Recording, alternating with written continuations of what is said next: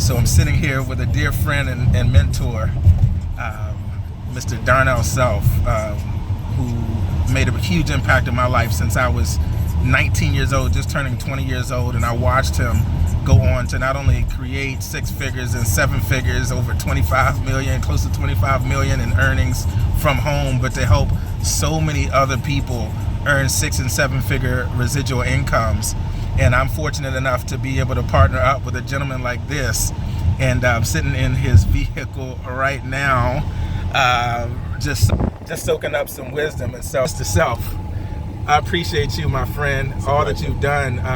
What would you say to my colleagues who are either influencers, they have network, they have influence, they're looking to create a 6 or 7 figure passive income like you in these interesting economic times that we're in, some in the industry of referral marketing, some not, or people who are connected to influencers right now? I know you see all the trends, you've helped so many people, and a lot of people that were doing something with their influence, it's kind of dried up for them, or they may be in transition, or maybe in the future.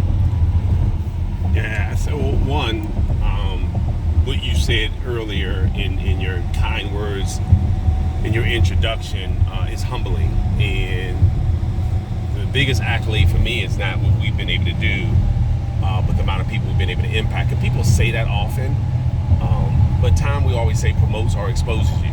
So quite honestly, it's, you don't have to explain what type of tree you are when you can show people your fruit.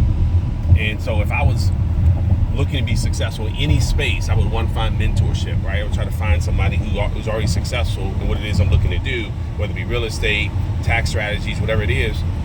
But number two, if they're going to teach me, I'd like to know, hey, have you helped anyone else do what you've done? Because doing it and being able to teach it could be 2 different skill sets.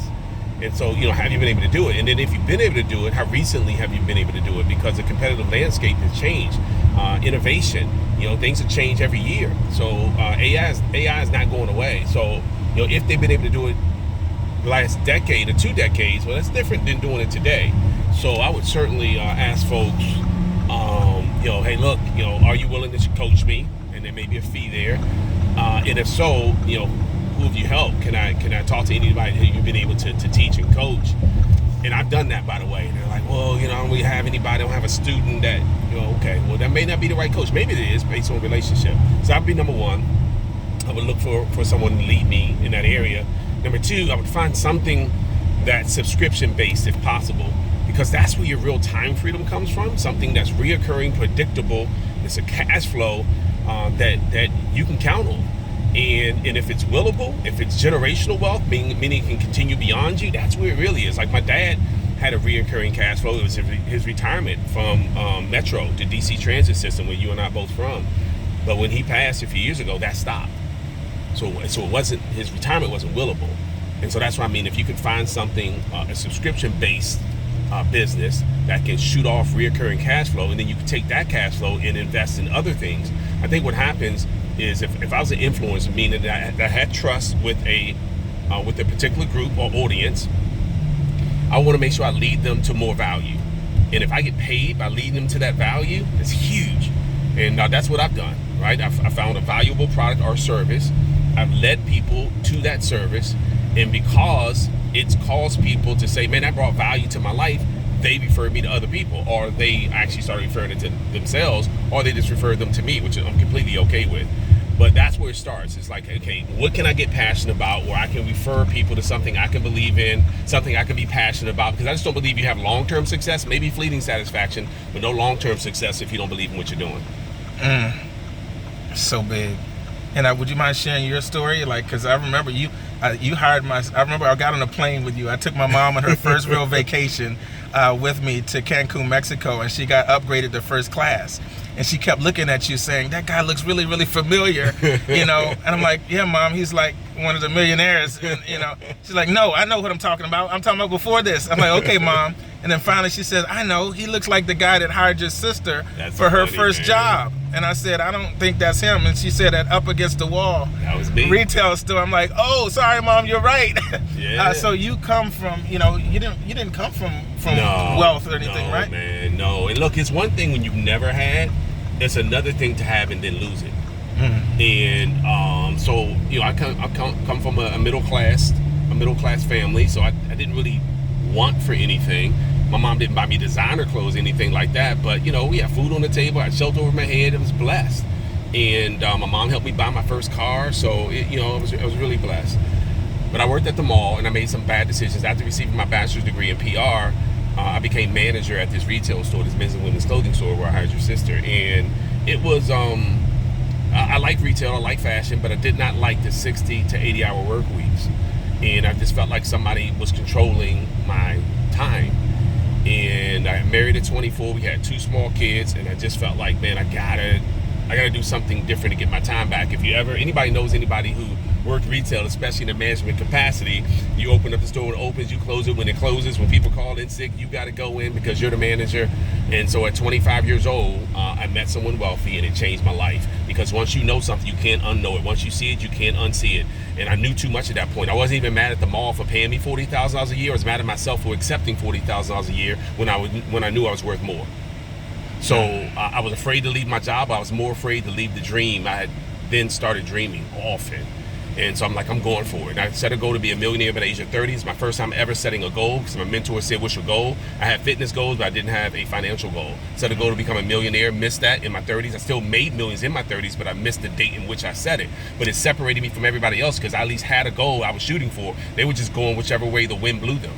And so that just made the difference for me. And I struggled. The reason why I said, to never have it is different than having and then losing it. From 25 to 28, I went backwards.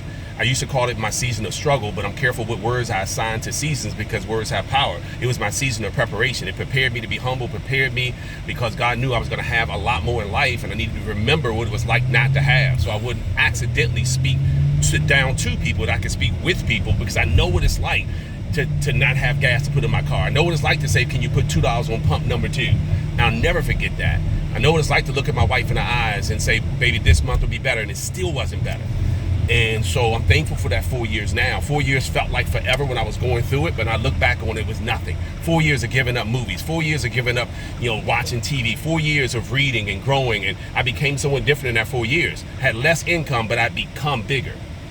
And so then I started to attract the person I became. I started to attract the things based on the person I became.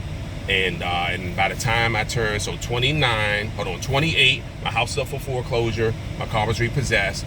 29, I made 6 figures. 30, $250,000. 31, $400,000. 32 and 33 is when I was over $500,000 a year, and that's when we started really taking off, blessing other people to earn 6 figures. We helped 40 people to earn 6 figures before I turned 40, and then now well over 100 people who earn 6 figures, and it's just, man, the team has been paid almost $600 million now. Now, I don't say any of that to be pompous or arrogant, but to say you can come from anywhere you want in life when you want to get to that destination that you've desired to get to bad enough.